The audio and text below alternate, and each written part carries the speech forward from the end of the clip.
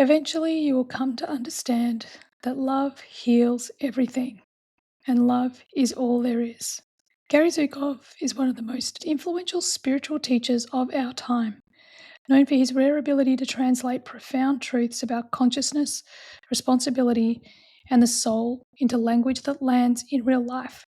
He's the author of 4 consecutive New York Times bestsellers, including Seed of the Soul, which helped shape a global shift towards authentic power and soul-aligned living. With over 6 million books in print and translations in 24 languages, his work continues to guide millions toward a life led by love rather than fear.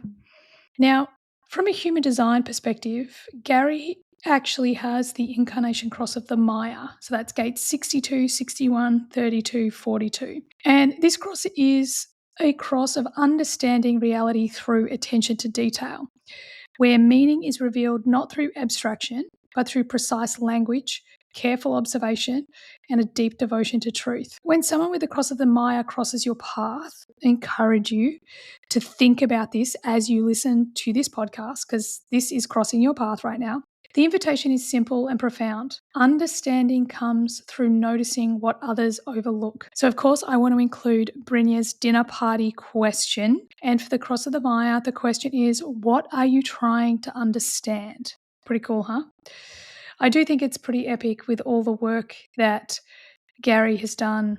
He's a 4-6 generator that so much of his design is absolutely in alignment to the incredible spiritual leader and author that he is. So enjoy the episode. Hey, and welcome to today's episode. I am super excited to have today's guest with us because this is a book that I was actually reflecting this morning. This is one of the many books that this human has created, is something I read when my 18-year-old was a new baby. And I was reflecting on all of the the main themes. And I'm like, wow, this is so much of what I teach today. So I'm so excited to talk to the incredible Gary Zukav. Welcome to the podcast. Thank you, Emma. It's super exciting to have you here. I want to start where I start with everybody, and that is this kind of belief that I have, not kind of, it is a belief that I have that we are invited into our purpose so often through one, maybe multiple dark nights of the soul, where we feel like we are broken, we feel like we are, everything is too much. But there's this part of us that says, hang on a second, there's something greater here. And it kind of initiates us into our hero's journey. And then that is the thing that brings us along this path to become who we are today. So I would really love to hear about your dark night of the soul. Where did this all start for you? And tell us a little bit about the journey to becoming the Gary Zukav I'm here with today. Oh, there's a few questions in one, and that one, dark night of the soul. I believe that is a term that was created by Master Eckhart a long time past. Yeah. And I don't look at things that way. First thing I'd like to say is to you and to all of our listeners, I don't expect you to accept anything that I say is true simply because I say it. In fact, I suggest that you don't do that with anyone. But instead, if I say anything that you resonate with, and experiment with it. Take it into your life and see what it produces. And if you like what it produces, then experiment some more. And if you don't like what it produces, let it go. Don't try to wear a shoe that pinches. So I've come to look at life as a miracle, an amazing thing, as a journey of the partial incarnation of a soul into the earth scroll.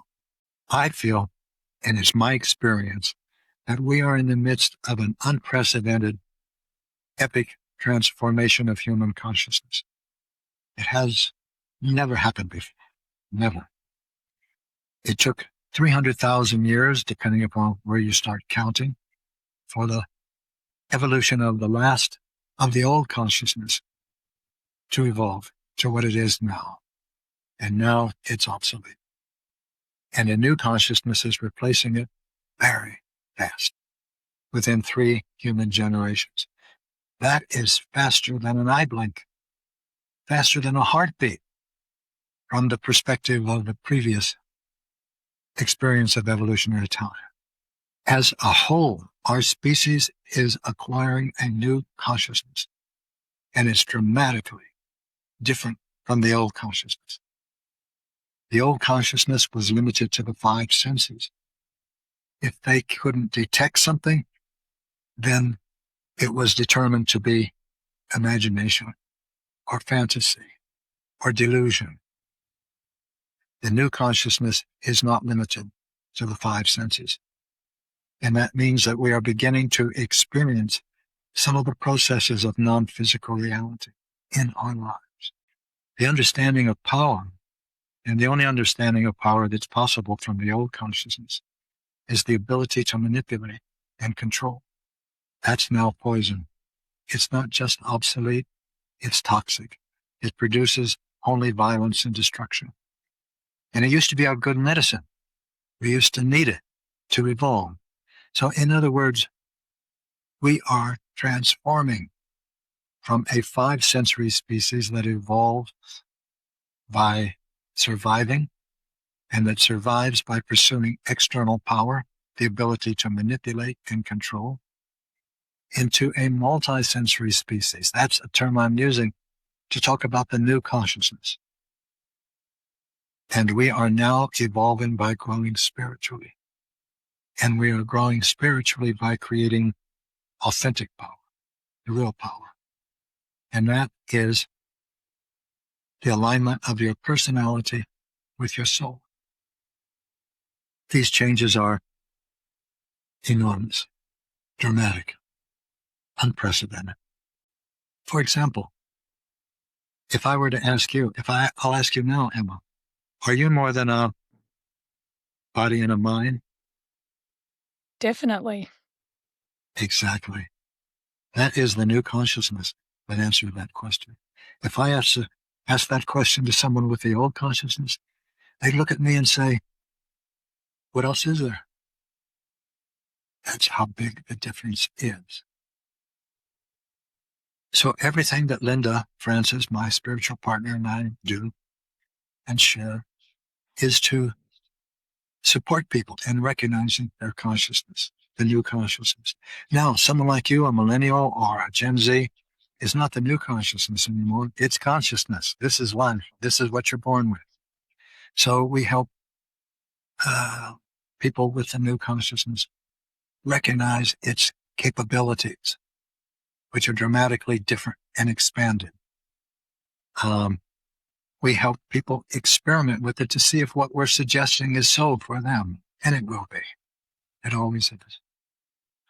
That's why I'm so excited about being on your podcast and sharing with your audience, because they are all individuals with a new consciousness.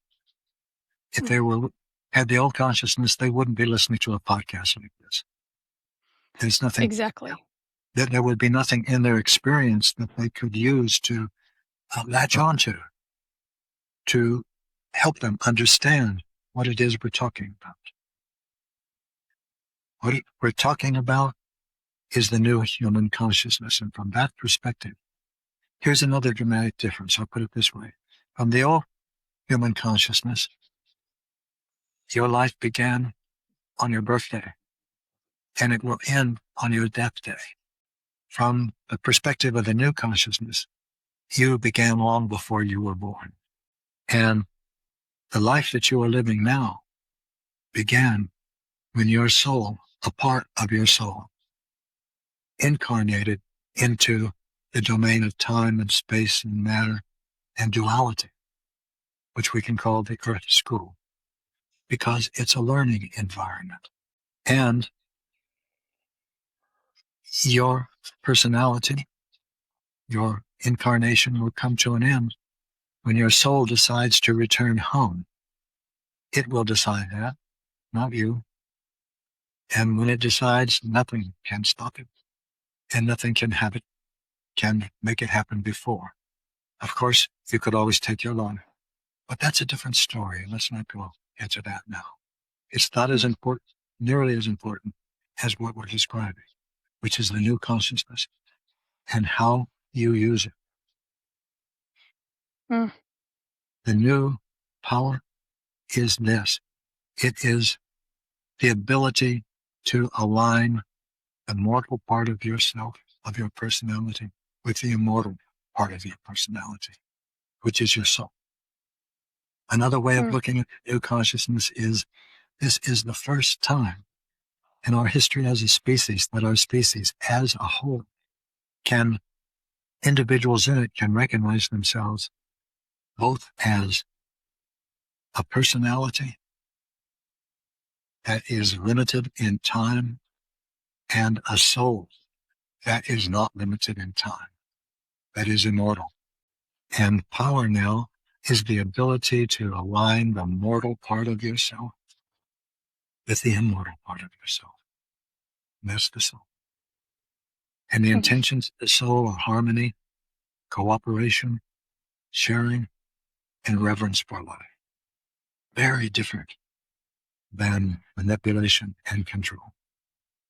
Here's where we are. This is the new lay of the land. And this is what I love to share. Mm. Wow. There's so much in there that I love.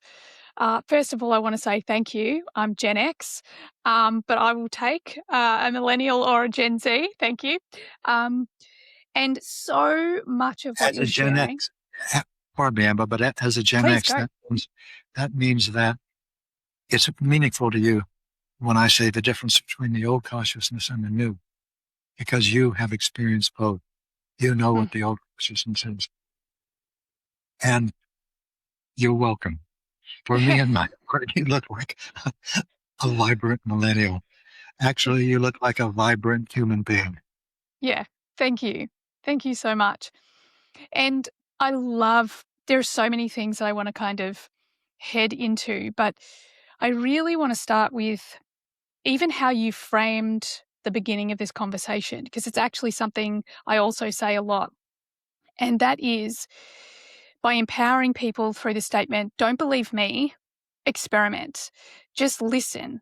Pay attention how your body responds. Like, does it resonate? If it does, go out and experiment with it.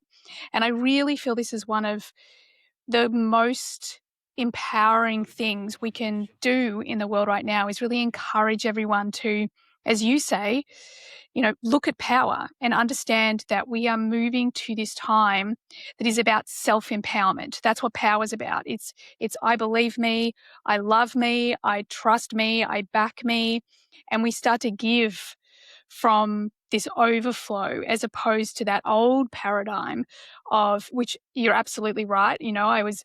I had a career in advertising and I look back at that now and I'm like, how did we even function? I watch movies now that might be even, 15 years old, but anything that's up to 30 years old, and it blows my mind. It blows my mind that we can even, this was popular culture talking about things in a way that is just not acceptable now. It's crazy how things have shifted so quickly.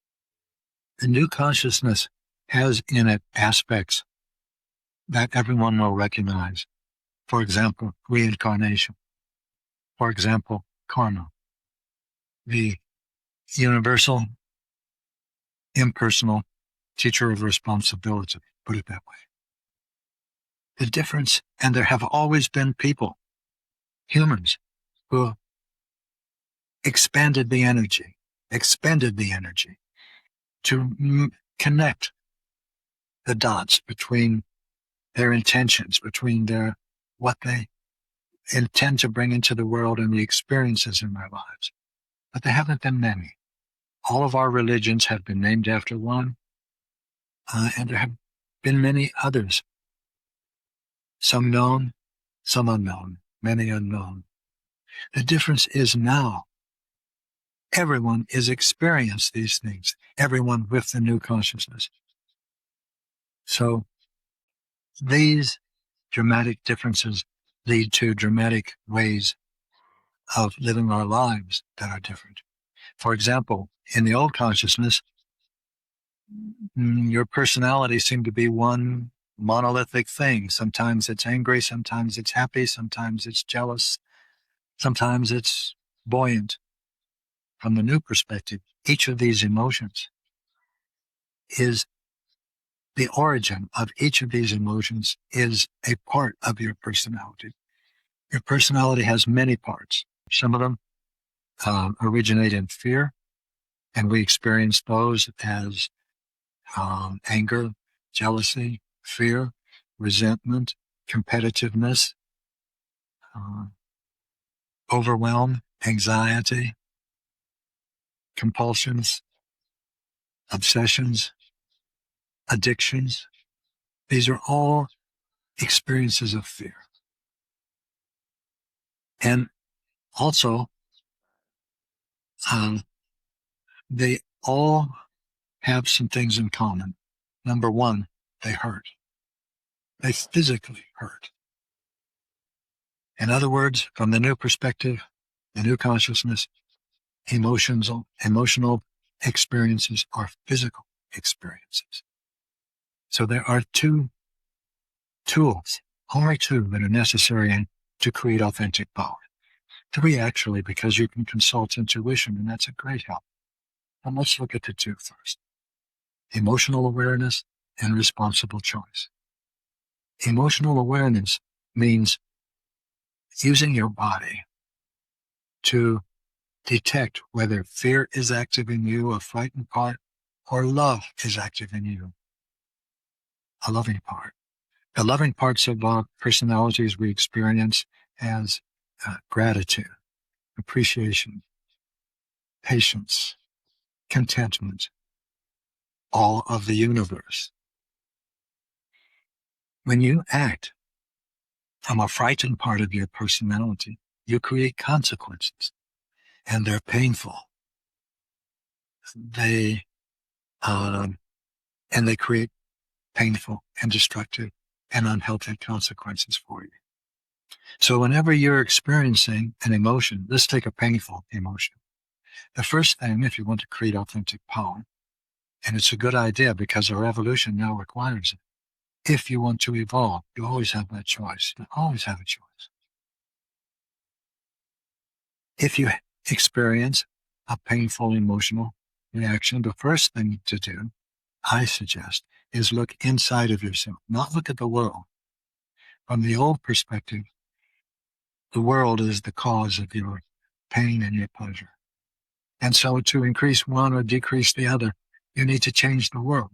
That's the pursuit of external power. That is what produces violence and destruction now. The first place to look, and the only place, is inside yourself. And what you're looking for are internal dynamics that I have been calling frightened and loving parts of your personality. And look in your energy processing centers.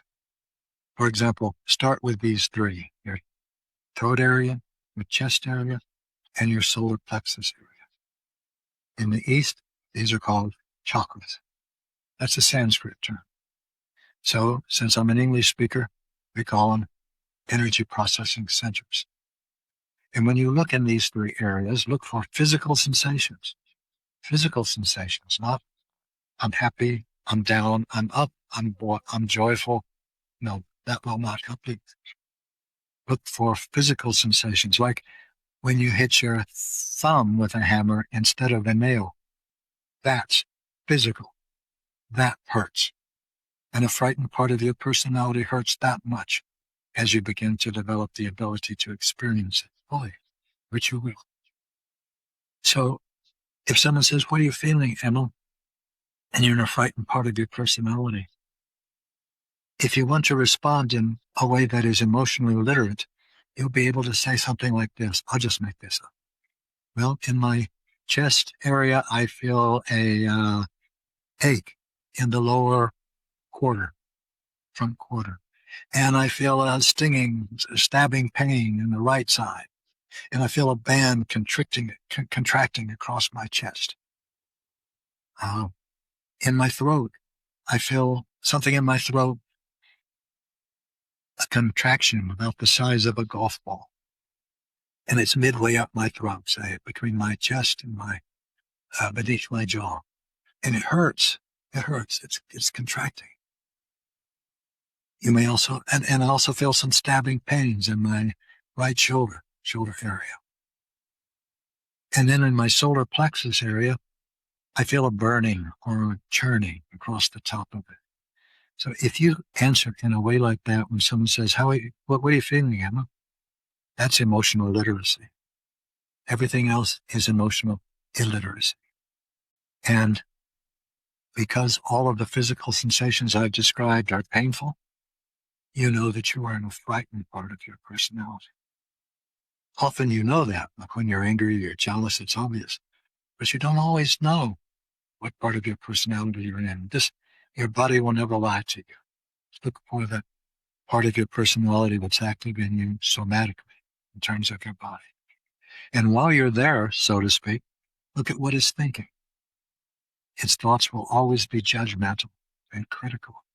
For example, I don't know why I'm here. I know all this anyway. I could be teaching this class. I don't even need to be here. I could be teaching him. Or I'll never learn this. Everyone here is more advanced than I am. They're smarter. They're more emotionally aware. I'll never be able to do that. Or thoughts like, she's so stupid and I'm so stupid. These are the things that frighten parts of your personality feel and think. And recognizing them is emotional awareness. And when a loving part of your personality is present, it's the opposite. The physical sensations you feel good. You want more of them, the kind that you want to live with all the time. And the thoughts that a loving part of your personality thinks, thoughts of gratefulness and appreciation, patience, and gratitude, and caring, and awe of the universe.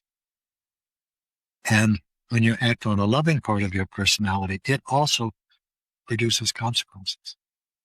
But they're very different kinds of consequences. The consequences that acting on a frightened part of your personality create are painful, destructive, unhealthy. They close you down.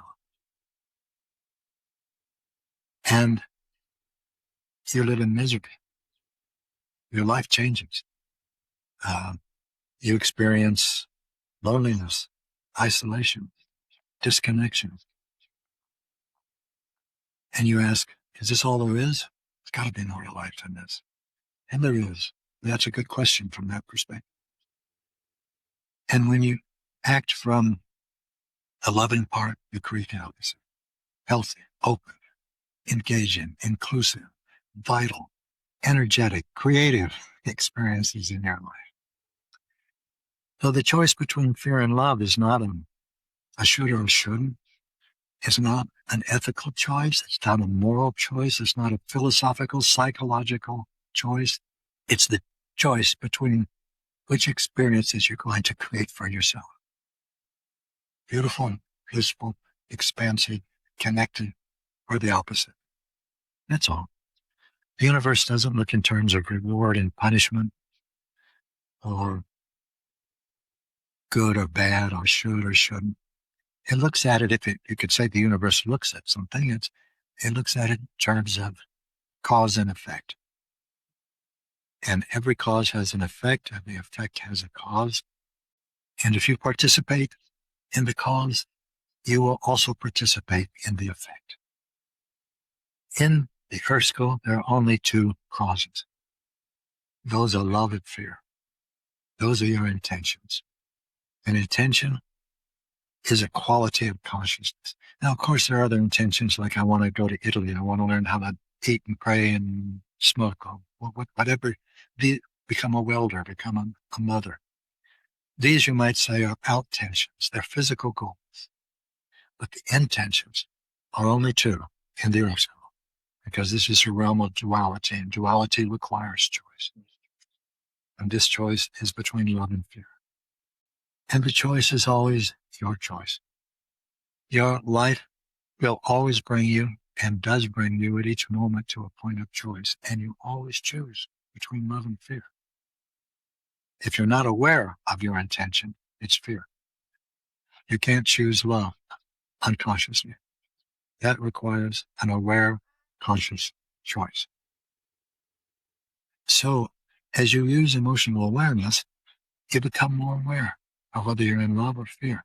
That's the first tool of creating authentic power. The second tool is responsible choice. That's a choice that creates consequences for which you're willing to assume responsibility. That means that if you use your emotional awareness and you discover that you're in a frightened part of your personality, or it's evident to you that you're angry, you're frustrated, you're judging, at that moment, use your free will, your volition, to move your attention to a loving part of your personality. That means a time in your life when you were loved or loving, and you knew it. You knew it. It might have been a time with your daughter. It might have been a time with a grandparent. It might have been a time with a neighbor or with a pet. You knew that you were loved and loving. And then let yourself be there and go there. Then, while you're there, decide to speak or act from that part of your personality while you are experiencing the painful physical sensations and judgmental, critical thoughts of the frightened part of your personality. That is the moment of creating authentic power. That's how it's done. And as you do that again and again and again, the frightened part of your personality that you're challenging, a challenge doesn't mean combat, doesn't mean conflict. And it doesn't mean any of the New Age terms like surrender to it, embrace it, heal it. It means simply become intimately familiar with it. That's emotional awareness. And then choose to move beyond its control. That's it. No combat, just choose to move beyond its control. It's as though you're on a beach. You've got beautiful beaches in Australia. Imagine that you're on a sort of a sandy beach. And you draw a line on the sand with your big toe. You say, this is it. It's part of my personality that I'm challenging. It's not going to cross that line, and I'm not going to cross it either. It doesn't matter if it's my anger, my jealousy, my need to eat, my need to be approved. This is not going to control me anymore. This is where that comes to an end. And then if you make that decision, if you draw that line, and you find out later that you crossed it, you got angry again, you got jealous again, don't judge yourself. That would be another frightened part of your personality. Go back and start again. All right? There's the line again. Now I've learned something from the last time, and I'm not going across this line again. You're creating authentic power. It takes commitment. It takes courage. It takes compassion. It takes conscious communication and action. These are the authentic power guidelines. I think they're on our website. I hope they are. If they're not, I'm going to make sure they're published. I'm sure they are, and we'll include the link, don't worry. If you're a coach who uses human design in your business, we need to talk. Why are you still sending people to someone else's website to get their human design chart when you can have the chart generator right on your own site? We've been using the Bodygraph chart software since 2021, and it has brought in over 50,000 new leads and multiple six figures in revenue from one simple form. Clients get their chart instantly. We capture the email, we automate the journey. They can even purchase a personalized reading report without us even lifting a finger.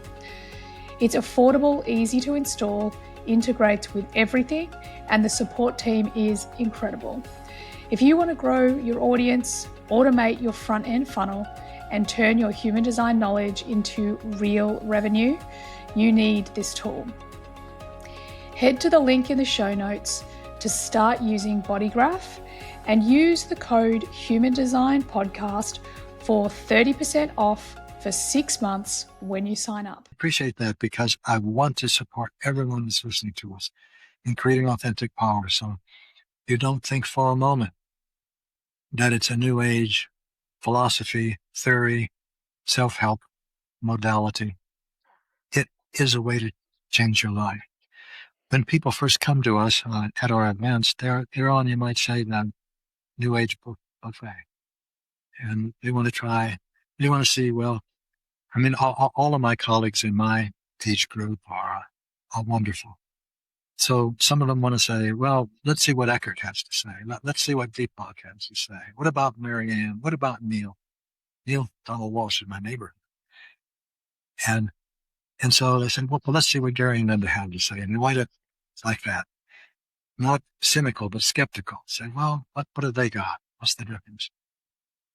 And they stay long enough to learn some things, and that's good.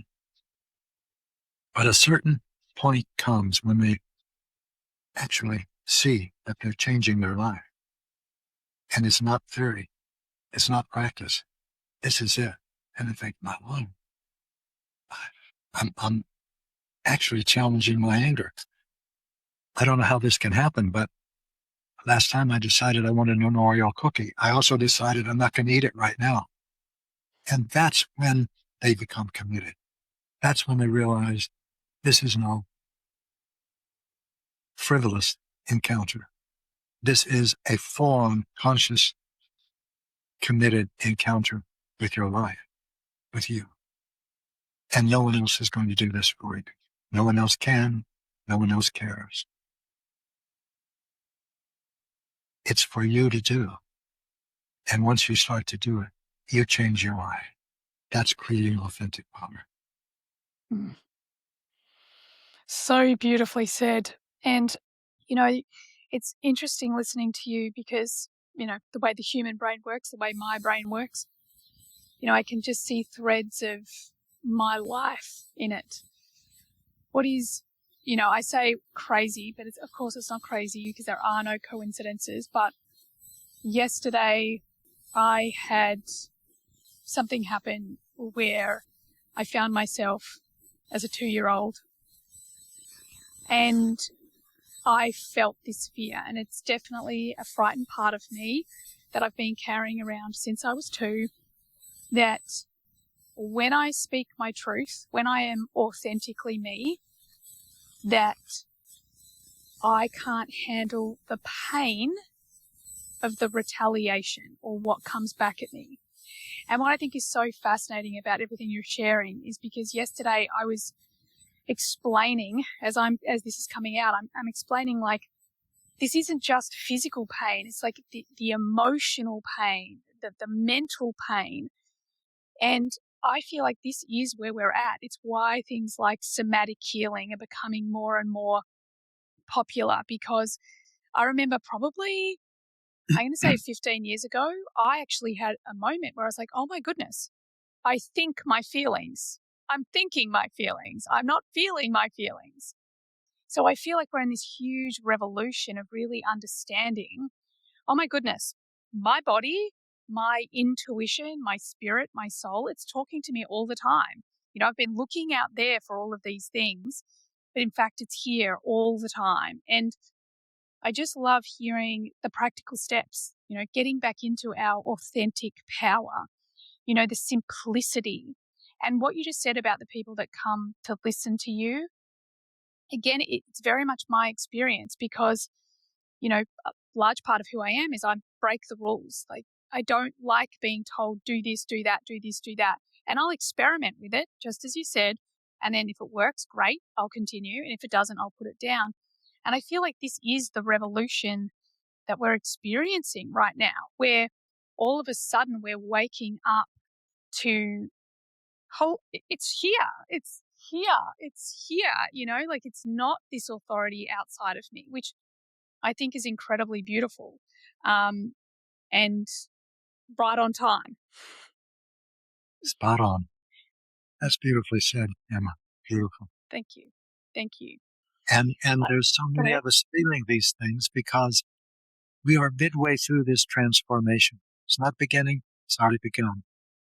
We're not close to the end.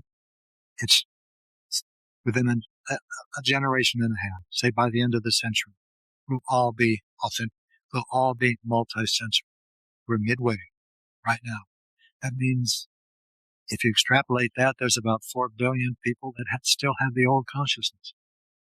And there's about 4 billion people that have the new consciousness. And that's our world today. This is the polarization. This is the split. This is actually what's happening. It is an unprecedented event that has never happened before, and we're midway through it. And it's happening this fast. So, what can you do? That's the fun part. I mean, that's the hard part, actually doing it. This is all easy to understand. Everything I've explained to you. Let me put it this way. I like writing for 12-year-olds. That's a brilliant age. They comprehend a lot. And if I can do it well for them, then I find that my writing is elegantly simple. It's not complex. So these things are easy to understand. Now, how do you put them into practice? Because the frightened parts of your personality are magnetically attractive. They're powerful, not authentically powerful. They're magnetic.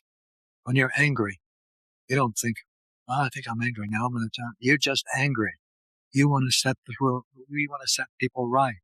You want to say, that's stupid. That's not right. Here, look at this. Here's what you should be thinking. And you blurt. You blurt it out. You blast it out. That creates painful consequences. That's karma. But as you begin to acquire the new consciousness, you begin to see that nothing occurs in your experience that does not serve a purpose. And that purpose is your spiritual development. So, if someone is rude to you on the freeway or someone pushes you rudely, and a frightened part of your personality springs up and wants to push back but harder, we'll say, hey, you know who my boyfriend is? He's going to pound you into a pulp in about 12 minutes after I pick up my phone. You can say those kind of things, but you create painful consequences for yourself when you do. Or you can use that encounter to create authentic power. You can feel the frightened parts of your personality, and you can choose not to act on them in that moment. So in other words, everything serves your spiritual growth. And here's another way of putting that. Everything that you experience is a karmic necessity. And once you see that, why find it? It's happened. And where did it come from? Who created this? You created this. So now what? Are you going to react to it with fear or respond to it with love? You're creating karma either way, but the quality of the karma that you're creating is very different. In the one case, it's painful when it comes back to you. In the other, it feels good. And you might have created that. Karma is, for example, when you interact with someone and you do it with an intention, you always do it with an intention. And that intention creates experiences in the other person. That is the experience that comes back to you. That's karma. It's as though every time you act, you are filling out, you are addressing an envelope. And inside it is the experience. And the address you're writing on the envelope is return to sender. And it will come back. It will come back next week or next year or in the next lifetime. And you could have sent that message last week or last month or 300 years ago. It will return with laser-like precision. Here's another Aussie term. It's a laser-guided boomerang that never misses its mark. It will find you. If you leave if you change cities, it will find you. If you die, it will find you. It will find you. Karma is the universal, impersonal teacher of responsibility. You might say it's a message delivery system that is flawless. It doesn't read your messages. It doesn't discuss your messages. It doesn't judge your messages. It delivers. All of this is part of a new consciousness and awareness. And as it comes into so many of us, 4 billion of us, it changes our lives. And in my experience, there are so many different ways that love and compassion and wisdom can come into a human life. That's my greatest joy. So this is not the only one. What's yours? But maybe this will help you open to a new consciousness and realize that you're not insane when you realize that you know what someone else experienced last year. When you walk past somebody and you know she just got divorced and she's got 3 children and she's in pain. Your 5 senses didn't tell you that, but you know somehow that this is so. You're not going to stop and ask her, it's too sensitive. But you know something that your 5 senses didn't give you. That's the new consciousness. When you have an intuition, intuition is the voice of the non-physical world. Your non-physical teachers, with a capital T, reside, so to speak, in non-physical reality. And when you have a sense of understanding emerging in you, or insight, it could be because you're overhearing a conversation next to you in the grocery line. It can be because you're hearing a song that you remember. It could be because you're having a thought or reading a book or seeing a movie. Assume that a non-physical teacher is sharing that with you and open to that experience. Everyone has a physical teacher. The more people you influence, the more non-physical assistance you draw to you. 5-sensory humans have non-physical teachers too, but they are not aware of it, and they can't communicate with them because of the limitations of their perceptions. But those limitations are not yours. They're not ours. And being able to communicate with non-physical teachers as easily and frequently as we communicate with one another is becoming the defining characteristic of our species. This is a new human species. Isn't that amazing? Aren't we amazing? Yeah. And it's exciting, like I often reflect now on what I was like as a child. And as a child, I was in constant conversation. And I've often asked myself, like, who was I talking to? You know? And it is whatever you call it, God, universe, source. It was this constant conversation. And I think that this is something that's becoming, as you say, like a new consciousness. It's that shedding of this old mind that has to know the answers, know the pathway. Even when you were talking about karma, there's a version of me, the old me, that would be like, oh my God, I'm afraid to do anything because it's going to cut. The new me is like, okay, as you say, I'm going to choose love. And I'm pretty confident there's going to be times that my frightened personality is also going to put karma out into the world that potentially I don't love. However, like you said, that there's going to be a lesson. And I think for me, I remember reading the 4 agreements, and one of the agreements that really, really hit me is like, don't take other people's behavior personally. And it really opened up the ability for me to learn from other people's behavior instead of reacting to other people's behavior and life itself.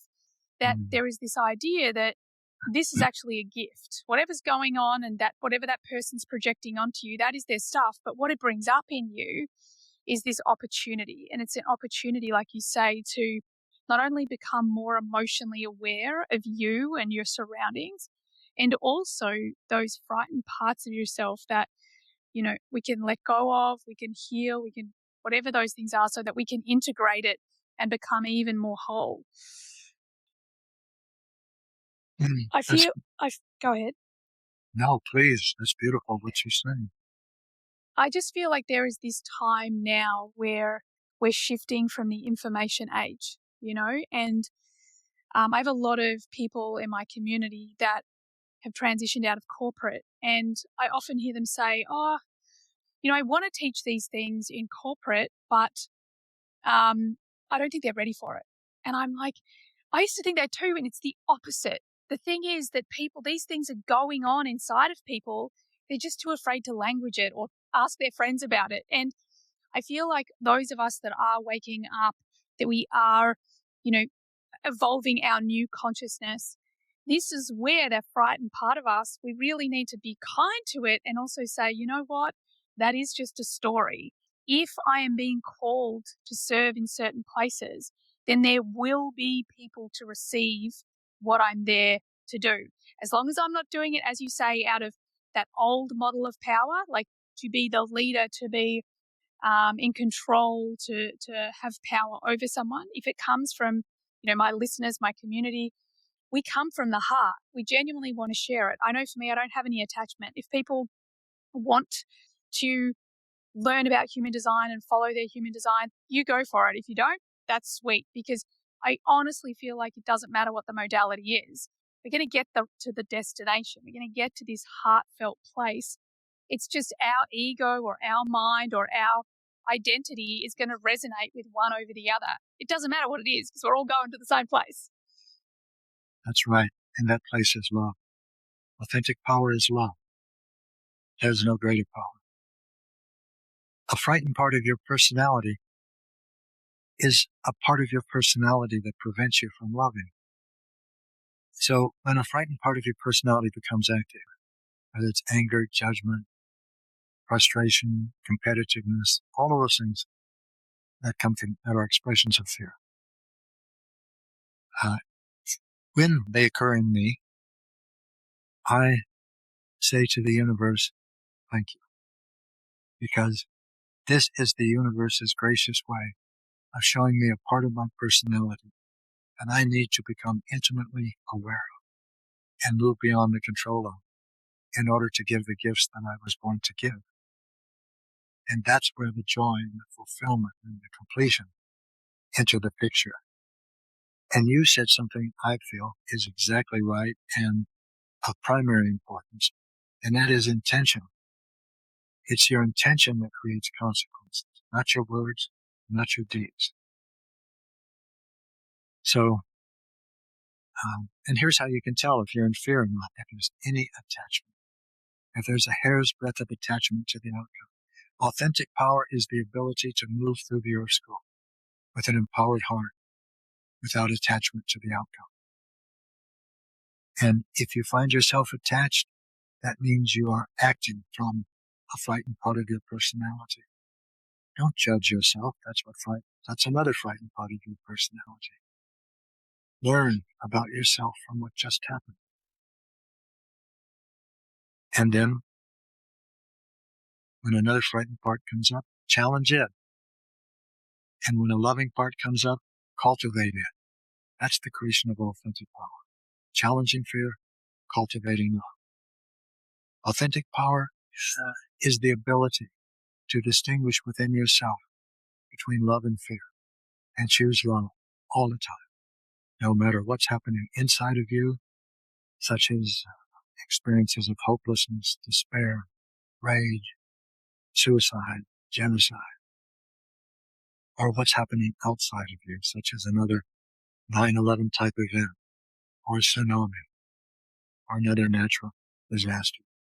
No matter what's happening inside or outside, to choose love and be able to do that. There are different ways of looking at this, but they're all ways of saying the same thing. I know, for me, life has gotten simple. I know that it's not for me to control what's in my life. That's perfect.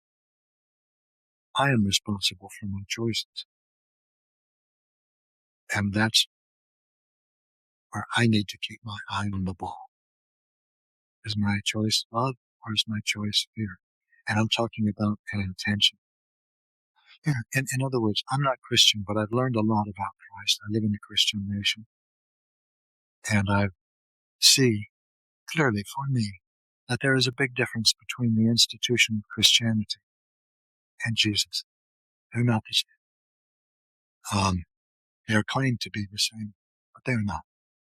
The church pursues external power. It competes for practitioners. It competes for money. And medieval Europe, it competed with monarchs for external power. It was a power player, and it still is. But Christ wasn't preaching that. What was he preaching? Well, the first time I realized that the universe is inside me, I was really embarrassed to say that to people. I thought, how can I say that out loud? It sounds so narcissistic or solipsistic or self-centered. So I started to look around for help, for justification.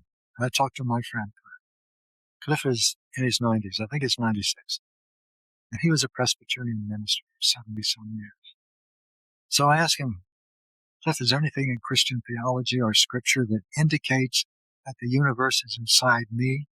And he looked at me like I had just experienced a wire disconnecting in my brain. And he said, the kingdom of heaven is within you.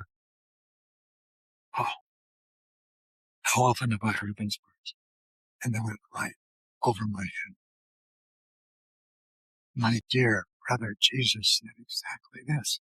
The kingdom of heaven. What on earth is that? It's not on earth. It's in heaven. It's an entire kingdom, and it's inside you. I thought, well, that's encouraging. So I'm going to look around some more. And then I thought, well, I think I'll look at Buddhist scripture, literature. And Buddhist lore says that when the Buddha became enlightened, he saw worlds, entire worlds, as numerous as dust motes. You know what a dust mote is? Let me explain it to our listeners. Have you ever seen a shaft of sunlight coming in a window? And in that shaft of sunlight are countless little things jumping and bouncing up and down. Each of those are dust motes. Well, how many shafts of sunlight are there in the universe? How many dust motes are there each shaft of sunlight? The Buddha saw worlds as numerous as all of those. And each of them had a Buddha and a path to enlightenment. I thought, wow. Because I was being also told that I am a unique expression of the universe, and so is everyone else. And I thought about what the Buddha is said to have experienced. I thought, I don't know if he did or not, but this sounds familiar. There might be a relationship. So I could go on and on like that. Lakota is an Aboriginal culture in the United States. And Linda and I were adopted into its culture about 20 years ago. And according to Lakota culture, the center of the universe is everywhere. And I thought, that sounds familiar too. All of this is coming from the same place. There's no need to look around for ancient wisdom and think that it's more valuable because it's ancient. Look for it in yourself. It's the same wisdom. Those people that were creating, quote, ancient wisdom, yeah, they lived a long time ago, but they weren't ancient when they were living. They were like you and me. And they saw things that they told others about that were 5th century, and they were multi-sensory. They said, you don't understand. You're in a larger domain of experience that you don't see, but it influences you and you influence it. Okay, so they lived long ago enough that the people they talked to said, oh, my Lord, this is a prophecy. Write it down. Well, they didn't write. They're Aboriginal. I said, remember it. Put this into our oral history. And now today in 2026, we're looking for ancient history to compare it with quantum physics. It doesn't work that way. Quantum physics is a product of the intellect. And the intellect is designed to work with the 5 senses. It cannot communicate, much less comprehend, a new consciousness. It cannot. A new consciousness brings us to authentic power. Authentic power requires the heart. In other words, emotions are important. So, one half of the entire human species is in new territory that the intellect will never know and has never known. That's the territory of the heart. That's where we are. And ancient wisdom is wisdom. modern wisdom is wisdom. Why try to justify one with the other? Look inside yourself. If you think it's wise, apply it. I asked myself once, am I wise, really? Be truthful. And I thought, no. And then another thought came, yeah, but I can recognize wisdom when I hear it, when I see it. So isn't that wise in some way? That's as far as I got with that discussion. And then with you, it's far enough for me to go. I recognize wisdom and I act on it. And it shaped my life. And that's who I am now. And it's a far different self, you might say, than I could have imagined a decade ago, or even 4 years ago, before Linda slowly developed. Yeah. Wow. Thank you. You've just given me, listening to you, I've just had a huge, and it's to you, you'll be like, yeah, babe, obvs. But for me, I'm like, oh my goodness. So what I teach, Oh, and by I the do way, it through, go ahead. please don't do that to yourself. Like for you, it's probably just, but for me, it was big. It's big. It's big for me. It's big. huge. Thank you. Thank you for that. Huge. I From appreciate the it. perspective of the old consciousness, because this is not the way things were. This is not the way I was. And a lot of people around me are still the way I was. But I am different. Now what? How do I respond with love instead of react with fear and do it in a way that's relevant and sensitive? Or is it better to remain silent? And if I remain silent, am I remaining silent in love? Or am I remaining silent in fear, in judgment? This is where we are. Isn't it powerful? And yes. Oh, it's so beautiful. Thank you. And the awareness that I've had is everything I teach is about break the rules. I want you, we look through the frame of business, for example, because at the end of the day, we have our own we are the strategy. So success, by our own definition, is going to come from our own authentic way of being and our strategy. And as you were speaking, this aha moment came in that reflected on my entire life. And that is that even the path to enlightenment is mine. So every time I look external of myself, as you're saying, to ancient wisdom, to other teachers, like it's just to listen. It's just to listen. It's not to be like, oh my God, tell me the truth. Tell me what I have to do. Tell me. No, like my journey to enlightenment, I am the master of that. I am the Buddha of my enlightenment. And for me, that's a really powerful awareness, because I feel like I've allowed myself to be that as a parent or as an entrepreneur or as a friend. And there was still a part of me that was searching for, well, someone outside of me is going to know the enlightenment thing, because that's big. That's bigger than me. And in this moment, I realized, oh my goodness, it's just the same as everything else. It's my path, and every listener's path to enlightenment is not what anyone else tells us it is. It is my own journey. And how do I know? I'm going to know through wisdom and resonance, and in my language, I'm going to know by my strategy and authority. I'm going to know because I do everything in my life through effectively energetic biofeedback, energetic feedback, emotional feedback, love versus fear. It all comes back to that. And that's brilliant. Thank you. It's fun talking, isn't it? I just love it. Fun talking with you. Yeah, I just love it. Now, I'm super aware of your time, so I have to let you go. But before you do, I'd love you just to talk a little bit to how people can work with you. And you said you've just launched a new deep cast versus a podcast. Do you want to tell us a little bit about that? Yes, I studied podcasts for a year or two, built this beautiful studio, and then realized I didn't want to do that. I didn't want to take the time to invite guests, find guests, vet guests, find out what the guests are talking about. And of course, podcasters that have wonderful podcasts, have staff that does all this, and I didn't want to have a staff. So I decided I'm not going to do it. And then a friend of mine, also a podcaster, Jim Fortin, whom I met as a guest on his podcast. I said, this is wonderful. And he said, Gary, you should have a podcast. You don't have to have guests. You can just talk and then end the podcast. And I decided to do that, and I did. So the Gary Zukav Deepcast is maybe just 20 minutes, 30 minutes of my talking, like we're talking now. And then I end it.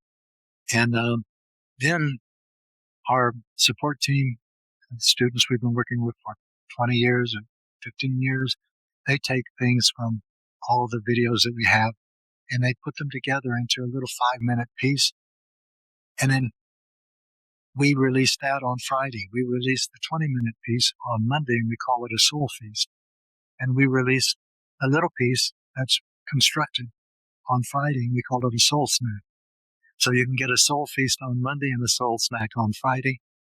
And then after a while, I decided, this isn't a podcast. This is a deep cast. I got that word from Vinoba Gahan.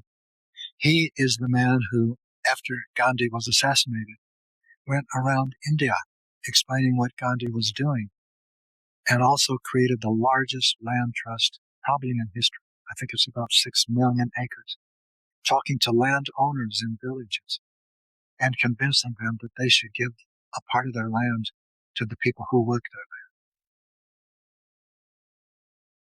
And I think it was Vinoba that used the term podcast in my knowledge. I mean, deepcast. But I knew that's the name that I wanted to use. Podcast wasn't exactly right. Yeah. So we talk about just what you and I are talking about. Your podcast is a deepcast. It's talking about things that are significant, things that are real, things that people can experiment with on their own. And if they do experiment, it may lead them to more effective things for themselves, or they may use what you suggest. But in either way, they go toward more awareness, more freedom, more love. And that's what we're in the Earth School for, to learn love. Exactly. So beautifully said. Oh, Thank you. Thank you. Please, yes, come and join me on the Deepcast. I'd love to speak with you. It's just like I'm speaking with Emma now. And let's see, there was one other thing we talked about. Yes, there's a program once a month on Wednesday. We have an evening called An Evening with Gary Zukav. And it's pretty much like what Emma and I are doing now, except that now Emma is the only one who can ask the questions. On the Evening with Gary Zukav, I talk for a few minutes, and then everyone on the show can ask questions. And that's what I really like, is the Q&A. And the deeper the question, the more real the question, the more interesting it is for me and everyone. Yeah, I love that. I love that. I love connection and conversation and those sort of environments. So we will make sure, everyone, that the links for the Deepcast and Gary's website and anything else that you might want, we will make sure that they are in the show notes. Gary, thank you so much for taking the time to talk with me and with us today. I really appreciate it. It's a pleasure, Emma, to talk with you. It's a real joy. And Thank you. And also with the people who are listening, I can feel their energy. And it's vibrant, it's electric, it's exciting, it's open, it's curious, it's powerful. Yeah, thank you. They're pretty epic, the listeners, our community. They're pretty epic. Thank you so much. And thank you to everybody listening. I trust you got what you needed from today's episode. And I so look forward to having you on the next one. Bye for now.